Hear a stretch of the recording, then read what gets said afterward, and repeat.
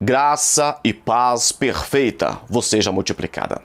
A pergunta que muitos fazem é: como ler e entender corretamente a Bíblia? Existem muitas dificuldades em ler e entender um texto bíblico. Não só pela questão espiritual, mas tem também a questão gramatical, além do grego e do hebraico, que na época em que foram escritos os livros, essa linguagem já entrou em desuso. O hebraico que existe hoje é outro tipo de hebraico. O grego que existe hoje é diferente do grego koiné da época em que a Bíblia foi escrita. Então é complicado analisar isso aí. Mas tem um outro problema, que é o português. Até mesmo o português. Sabemos que a língua é viva. E uma língua que é viva, ela vai modificando com o tempo.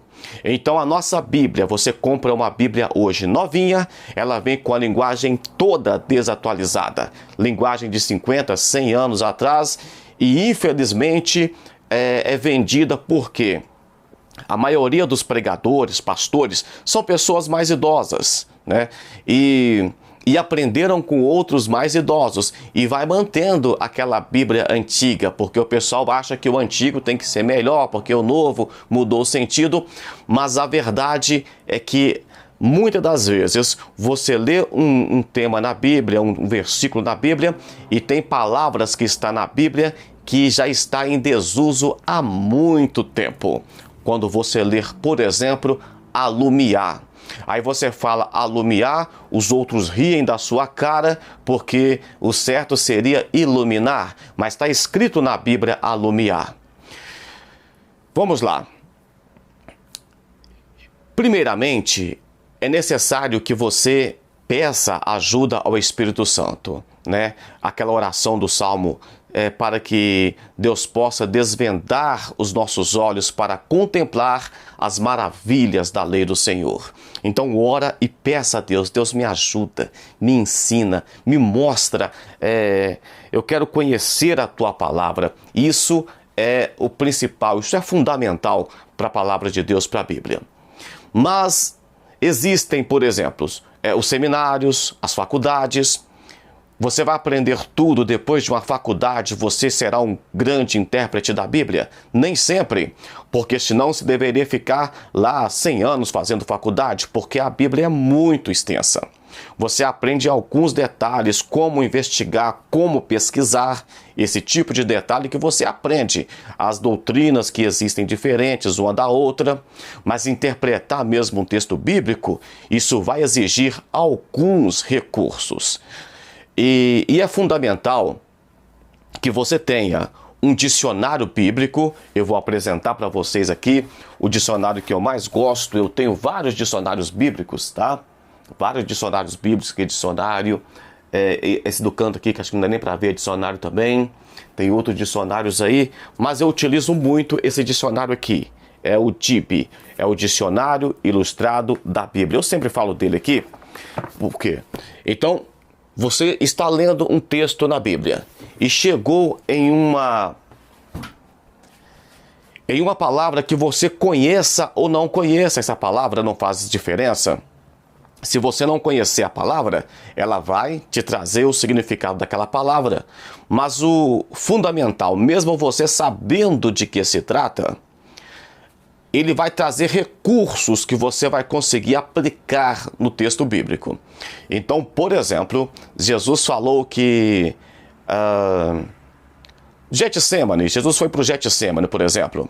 Então você vai no dicionário e pesquisa a palavra Getsemane. Então você vai ver o que era Getsemane, o que significava no original a palavra Getsemane. Você vai ver, por exemplo, nesses dicionários melhores, como era extraído ali o azeite no jardim da Getsemane.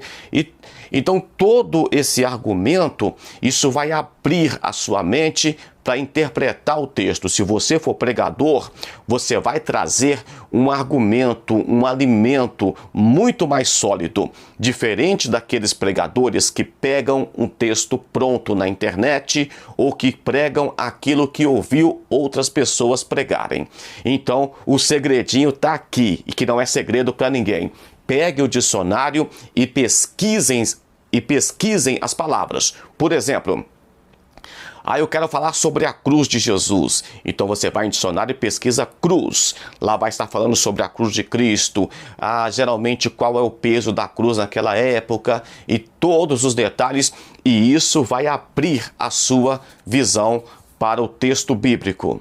Segundo, um bom comentário bíblico ou vários comentários bíblicos. Eu nunca fico preso só em um comentário bíblico.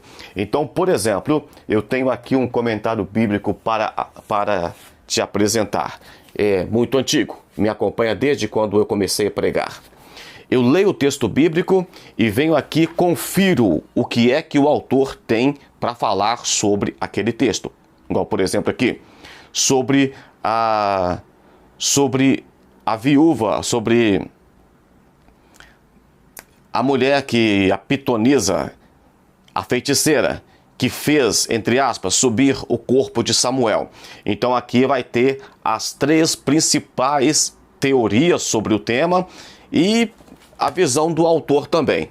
Primeiro eu leio, eu interpreto do meu jeito, com a ajuda do Espírito Santo, mas para não correr o risco, eu venho aqui, tá?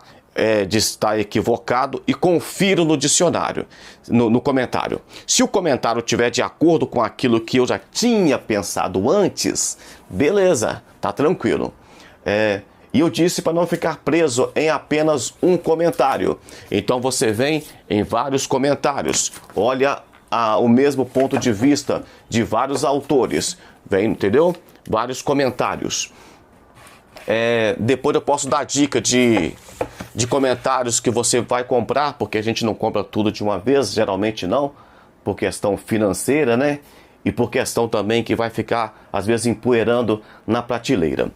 Um outro recurso é comprar comentários pequenos. Então, por exemplo, eu quero comentários sobre parábolas. Eu compro comentário sobre parábolas. Eu quero comentário sobre o Apocalipse. Eu compro comentário do Apocalipse, versículo por versículo.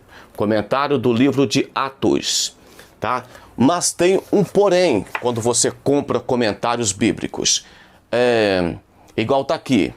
Um grande comentarista, pregador, pastor brasileiro, Hernandes Dias Lopes.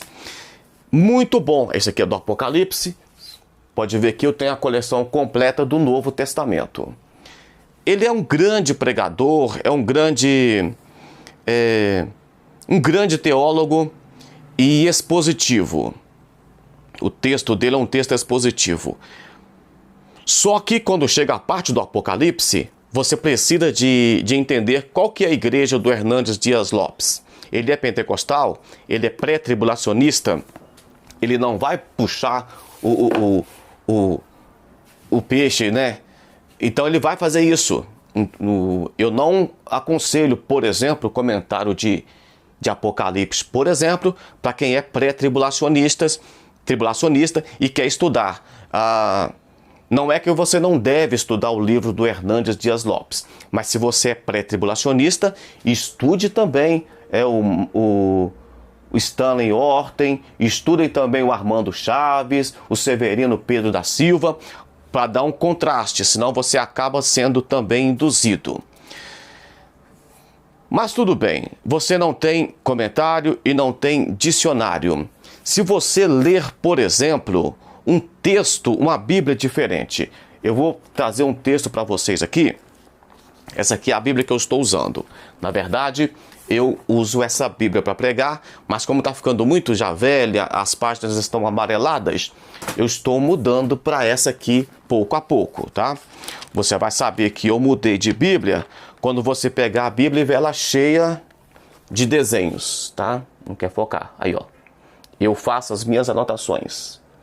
Ah, mas é pecado, não pode. Quem falou que não é pecado, que é pecado? Entendeu? Você vai ler um texto aqui, por exemplo, eu vou ler Apocalipse capítulo 1 e versículo 18. É o que vivo e fui morto, mas eis aqui estou vivo para todo sempre. Amém. E tenho as chaves da morte e do inferno. Então essa Bíblia aqui é uma Bíblia nova, né, deve ter uns 3 anos, mas é nova. É uma Bíblia corrigida, fiel, tá? Tem um selo aqui de fidelidade, mas está escrito aqui errado. Foi interpretado errado. Então, eu já comprei uma Bíblia que tem um selo de fidelidade e que está com uma linguagem errada. Qual que é? Eu tenho as chaves da morte e do inferno. Essa palavra inferno está equivocada, foi traduzida errado aqui. Vamos lá. Deixa eu ler para você em outra Bíblia aqui. Eu estou lendo agora em uma Bíblia na versão de Nelson. Uma Bíblia, né, muito cara, cheia de desenhos. Mas, versículo 1 e 18. Eu sou o vivente, estive morto, mas eis-me aqui. Eis que vivo para sempre, amém. E tenho a chave do Hades e da morte. Aqui não diz inferno, aqui já diz Hades. Então, ela já está melhor do que a Bíblia que eu te mostrei anteriormente. Aí eu pego uma Bíblia na tradução da linguagem de hoje. Essa aqui é uma Bíblia bilíngue, mas está escrito aqui na tradução de hoje. Deixa eu ver aqui. Apocalipse 1 e 18. O texto bíblico vai dizer assim: eu sou aquele que vive.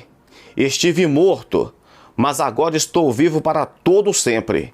E tenho autoridade sobre a morte e sobre o mundo dos mortos. Sobre a morte, porque ressuscitou, e sobre o mundo dos mortos, onde estão os mortos hoje. Então, nas outras duas Bíblias, não está citando a questão do inferno. Só na Bíblia, que é uma tradução mais simples, uma tradução mais pobre, uma tradução mais ruim. Essa antiga também aqui, a tradução será ruim. Aí faz muito barulho sobre a Bíblia James, do rei James, King James, porque a tradução e blá, blá, blá, blá, blá. Aqui vai estar escrito errado do mesmo jeito das outras Bíblias. Vamos lá? Olha o texto aqui. Isso aqui é uma Bíblia King James, né? Bíblia James, do rei James. Vamos lá. Eu sou o que vive. Estive morto, mas eis que estou vivo por toda a eternidade. Nas outras fala para sempre, e aqui fala eternidade, beleza. E possuo as chaves da morte e do inferno. A parte de inferno está errada. A Bíblia King James tem aqui embaixo, daqui para baixo, é estudo, é anotação, é comentário. Mas especificamente esse versículo que está traduzido equivocadamente não está explicando aqui. Então, se você acha que porque tem uma Bíblia King James, você está livre de tradução, está errado do mesmo jeito. Então vamos lá, pessoal. Primeiramente, é interessante você ter um comentário bíblico, um dicionário bíblico, e eu queria apresentar para vocês também Manual dos Tempos e Costumes Bíblicos. Esse livro aqui, por exemplo, no livro de Provérbios, vai dizer sobre a mulher sábia e que a sua lâmpada não se apaga de noite. Então é muito comum o pregador sair pregando e utilizar a questão da lâmpada que não se apaga de noite na intimidade do casal, esse tipo de coisa, que aí utiliza ainda lá no livro de Coríntios, falando sobre o corpo de um, sobre o corpo do outro, sobre questão de intimidade do casal, questão de sexo. Mas quando você pega esse manual dos tempos e costumes bíblicos e começa a analisar com calma como era a questão da casa, como era a lâmpada na época, como eram os móveis na época, você vai entender que a sua lâmpada não se apaga de noite, tem um sentido muito mais amplo do que dizer que o casal precisa de intimidade. Vai ver a dificuldade para acender uma lâmpada, como era uma lâmpada, como era utilizado a lâmpada na época antiga. Obviamente, né, não era lâmpada elétrica como tem aqui iluminando. Então, se você tiver acesso, possua um manual dos tempos e costumes bíblicos. Tem vários por aí, tem os maiores da CPAD, mas ele vai comentar como eram os costumes da época. Por isso você vai saber por que vai coar o mosquito e engolir um camelo. O texto vai dizer como eram os reservatórios de água na época e era um provérbio da época, coar o mosquito. Eles coavam a água para beber. Então, por isso que coavam o mosquito. Então aqui vai ter como era a vestimenta, como eram os móveis, como era a mesa, como se assentava para comer. Tudo você vai aprender nos costumes da época, tá? O costume mudou e às vezes você quer interpretar um texto que foi escrito há 2.000 anos, 3.000 anos, de acordo com o costume de hoje. Não bate, não funciona. Tenha um comentário, tenha um dicionário e tenha manual dos tempos e costumes bíblicos. E nunca esqueça da ajuda do Espírito Santo. Só um detalhe aqui. E se eu comprar Bíblia de estudo? Eu tenho aqui muitas Bíblias de estudo. Aqui, ó. Tudo Bíblia de estudo, Bíblia de estudo. Lá em cima você não consegue ver. Aqui, ó, tem mais Bíblias de estudos. As melhores Bíblias de estudos eu tenho aqui. Mas eu não gosto de Bíblia de estudo. Por quê? Ela vem um pouquinho de conteúdo dentro. Ela vem com contexto bíblico e conteúdos que você precisa de ficar procurando, tá garimpando ali os conteúdos. Aí você carrega todo aquele volume de Bíblia, de papel, para determinado lugar. E enquanto você deveria ter um dicionário separado de um comentário e um texto bíblico para você fazer o seu estudo, você mesmo fazer o seu estudo e não pegar anotações de quem fez. Mas vamos só um exemplo aqui. Por exemplo, tem uma Bíblia aqui de aplicação pessoal. Essa aqui é CPAD. Essa Bíblia, quando ela estiver focando em Jesus, por exemplo, chamando os discípulos, ela vai focar na questão de liderança de Jesus. Ela vai focar, por exemplo, quando mostra lá Davi, então vai focar na questão de liderança. Porque é uma Bíblia de aplicação pessoal, é uma Bíblia prática, é uma Bíblia para o dia a dia. Mas quando você pega uma Bíblia pentecostal, de estudo pentecostal, da mesma CPAD, quando falar, por exemplo, de homens tomando frente, profetizando, assumindo responsabilidades, por exemplo, quando você vê Gideão, que sentia o menor, que sentia inferior, quando você vê Saul, por exemplo, que escondeu no começo, então, em vez de focar na questão de liderança, de procurar os detalhes de um líder, ela vai focar na questão do Espírito Santo capacitando o homem para a obra. Então, Bíblia de Estudo Pentecostal vai focar sempre na obra do Espírito Santo capacitando o homem.